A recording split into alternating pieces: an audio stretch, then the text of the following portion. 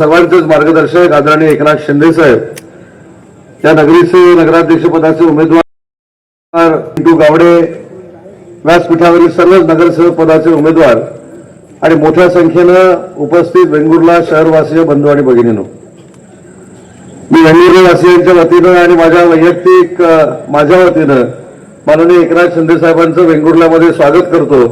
कारण वेंगुर्ला हा माझा गाव देखील आहे आणि ज्या पटांगणामध्ये आज आपण ही सभा करतोय त्या बॅरिस्टर नागपै पटांगणामध्ये सर्वप्रथम बॅरिस्टर नागपै यांच्या स्मृतीला उजाळा देत त्यांच्यासमोर नतमस्तक होऊन या प्रचाराची सुरुवात माननीय शिंदे साहेबांनी केलेली आहे. पण साहेब, आम्ही सगळे वेंगुर्लेकर भाग्यवान आहोत. ज्या स्मारकामध्ये आज आपण आलोय त्या स्मारकाला देखील 1.5 कोटी रुपयाचा निधी आपणच दिलेला आहे, हे देखील मला इथं प्रामुख्याने नमूद केलं पाहिजे. मधुसूदन कानडकर नाट्यगृह असेल, वेंगुर्ल्याची नळपाणी योजना असेल, बंदराचा विकास असेल, निशांत तलावाच्या उंची वाढवण्याचा प्रश्न असेल, या सगळ्याला कोट्यवधी रुपयाचा निधी जो प्राप्त झाला तो फक्त आणि फक्त एकनाथ शिंदे साहेबांमुळे झाला.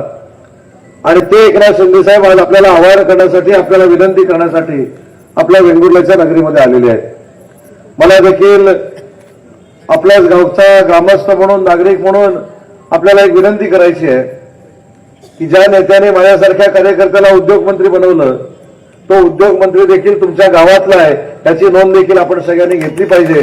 आणि म्हणून आपली जबाबदारी आहे की माननीय शिंदे साहेबांचं म्हणजे शिवसेनेचं पॅनल, त्याच्यामध्ये गावडे आणि सर्वच आमचे सहकारी उभे आहेत, ते समोरच्याचं डिपॉझिट घालून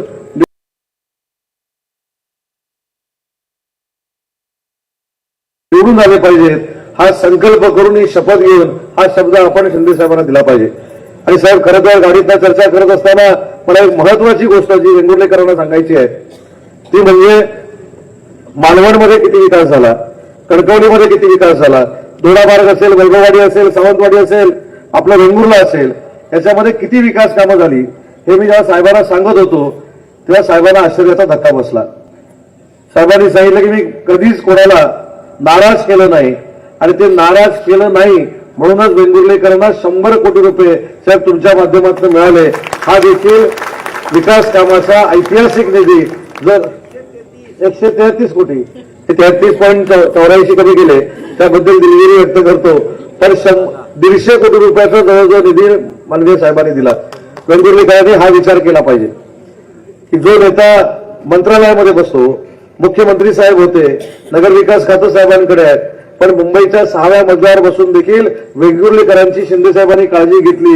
हा संदेश जो साहेबांनी तुम्हाला दिलेला आहे त्याचं परिवर्तन मतामध्ये झालं पाहिजे. आणि 2 तारखेला होणाऱ्या मतदानामध्ये बहुसंख्य मतं जी काही घराच्या बाहेर पडतील ती सगळीच्या सगळी धनुष्यबाणावर पडली पाहिजेत, एवढीच विनंती एक वेंगुर्लेकर म्हणून तुम्हाला करतो. आज मोठ्या संख्येनं आपण या ठिकाणी जमला त्याबद्दल आभार मानतो. यायला उशीर झाला त्याबद्दल साहेबांच्या वतीनं आपल्या सगळ्यांची दिलगिरी व्यक्त करतो. आणि साहेब, वेंगुर्लेकर किती सहनशील आहेत बघा, आणि आमच्या बहिणी देखील किती सहनशील आहेत बघा.